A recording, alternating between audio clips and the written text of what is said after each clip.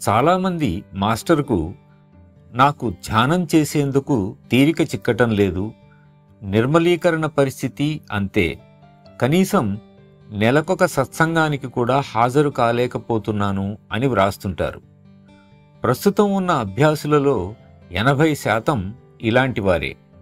అలాగని వారికి సాధన చేయటం ఇష్టం లేక కాదు, కానీ సాధన చేయలేని అశక్తత వలన వారు సరిగ్గా చేయలేకపోతున్నారని అనిపిస్తుంది. భార్యతో భర్తతో ఇబ్బందులు, తల్లిదండ్రుల పోషణ, వారి పిల్లలు, వారి ఉద్యోగాలు, ఇలా ఏదో ఒక కారణం చేత వారు సాధన చేయలేకపోతున్నట్లు అంటుంటారు. ఈ ఒత్తిళ్లు చాలా మటుకు మనం ఏర్పరచుకున్నవే.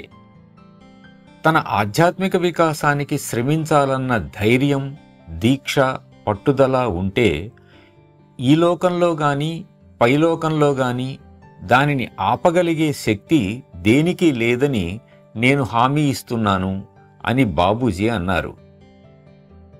ఈ సంకెళ్లను తెంచుకోగలిగే మనోధైర్యం, శక్తి, దృఢ నిశ్చయం మీకు కలగాలని ప్రార్థిస్తాను.